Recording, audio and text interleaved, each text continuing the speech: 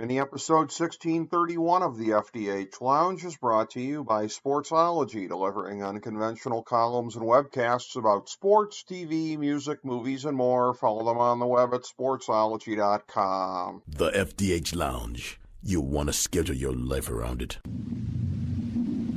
A long time ago, on a gloomy, wet Cleveland spring night, two men stand alone amidst the late-night drizzle.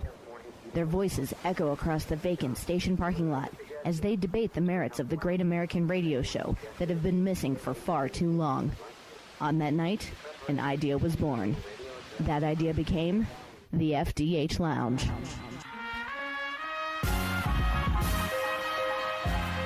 Welcome to the FDH Lounge. Hello and welcome to FDH Lounge Mini episode 1631, our spoiler-free review of Justified.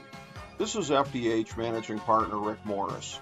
With the July 18th release of the spin-off limited series Justified City Primeval, there has been renewed attention paid to the original series that aired on FX and is now available for streaming on Hulu. Here's our top 5 notes of interest about this great program.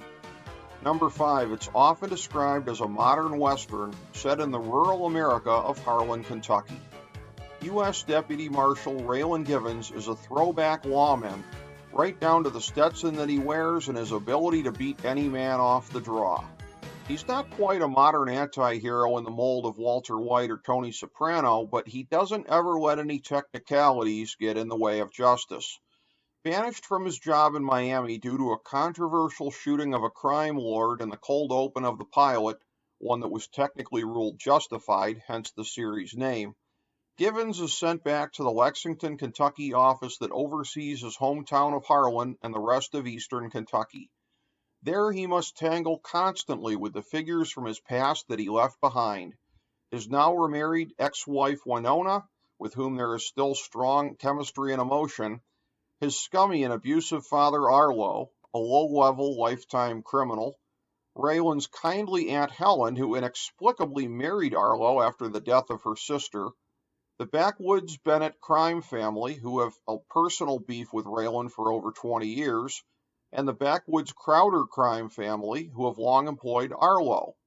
At the outset of the series, the Crowders are represented by family patriarch Bo, his estranged daughter-in-law Ava, who just killed her abusive husband and always had a thing for Raylan, Bo's brilliant other son Boyd, and Bo's scheming nephew Johnny.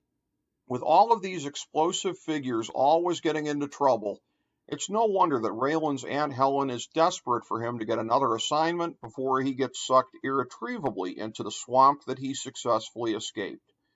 After all, several seasons of this program end with different versions of the incredible song, You'll Never Leave Harlan Alive. Number 4. Raylan ends up working with, around, and sometimes against another host of interesting figures.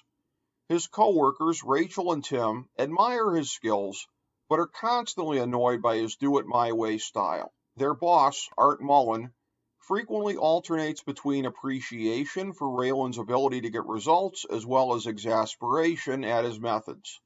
By the way, Tim is a former Army Ranger who served in Afghanistan and is an excellent marksman, played by Jacob Pitts in the droll style of a young Mark Harmon, and the times that he ends up out in the field with Raylan play as buddy cop material at its finest. Assistant U.S. Attorney Rick Vasquez is always on the verge of busting Raylan for his tactics. Outside the office, the witty and sly Win Duffy, a high-ranking member of the Dixie Mob, is a frequent target of Raylan's, as is comic relief Harlan stooge gangster Dewey Crow. On this show, the Dixie Mob is a subsidiary of the Detroit Mafia, and the Motor City Boys end up sending down some of their top men for impactful appearances. Boss Theo Tonin and his half-smart son Sammy, the sadistic Robert Quarles, and the fearsome Nicky Augustine, played in unlikely but convincing fashion by Mike O'Malley.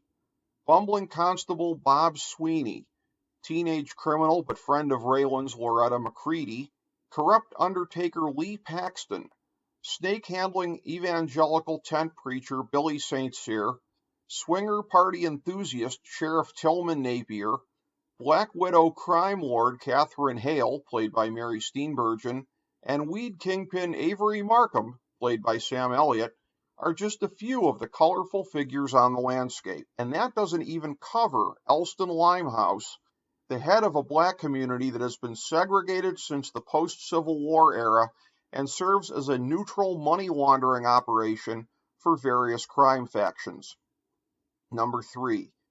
Justified is based on a series of short stories by legendary author Elmore Leonard, who was also an executive producer, with Graham Yost as the showrunner and Timothy Oliphant, who plays Raylan, also as an executive producer. The brain trust is incredible, producing incredible storylines and sharp dialogue that can veer from completely serious to legitimately hilarious, sometimes in the blink of an eye, and a cast for the ages that brought the material to life, starting with Oliphant in the role of a lifetime.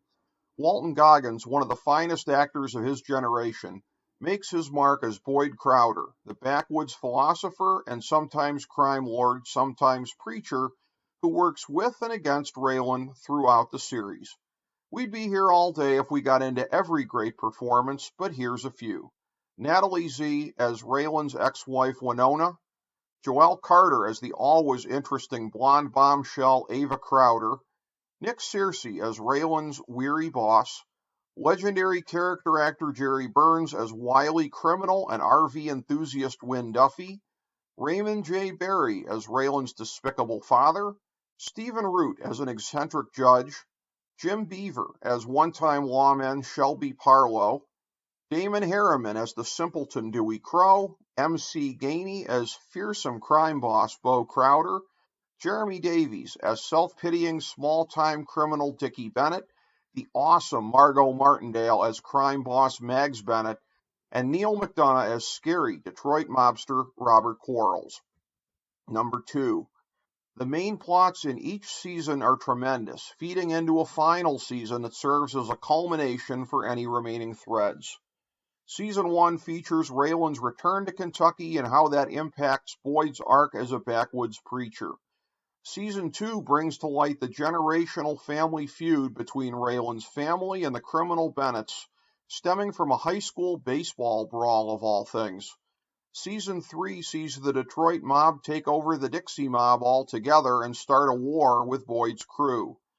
Season 4 has the fascinating storyline of Harlan's equivalent of D.B. Cooper, the search for Drew Thompson, a former mobster who was found to have forged a new identity in Harlan 30 years ago, thus causing a furious search by law enforcement and the Detroit mob alike to unmask someone who is only known now to be a prominent local citizen. Season 5 sees Boyd dealing with the Mexican cartel and an invasion from the Florida Everglades of the southernmost wing of the Crow crime family, and Season 6 builds to one final climax between Raylan and Boyd, as usual, with a host of other criminals complicating the landscape. Number 1, the heart of the show is the frenemy relationship between Raylan and Boyd, who dug coal together after high school and bonded through a near-death experience down below. But Raylan, who escaped the criminal path by going away and joining the Marshal Service, is judgmental of Boyd, who took the easier path by staying in town and joining the family business. There is something that passes for a bit of fondness between the two from time to time, as each recognizes how formidable the other one is, and sometimes they're essentially on the same side when Raylan is pursuing an enemy of Boyd's. And Raylan's anger issues, which come from his unresolved problems with his jerk of a father and cause him to embrace an ends justify the means philosophy that sometimes gets him in trouble at work, can sometimes cause you to look at these men as two sides of the same coin. But at the end of the day, Raylan is a lawman and Boyd is a criminal, and they are always on opposite sides of that line. The final resolution of the Justified series wrapped everything up pretty nicely, but Justified City Primeval features Raylan in a brand new scenario, and with the same creative team, it's a great bet that it's going to be a legendary miniseries, because Justified certainly was a legendary series. Thank you for joining us for this mini episode of the FDH Lounge.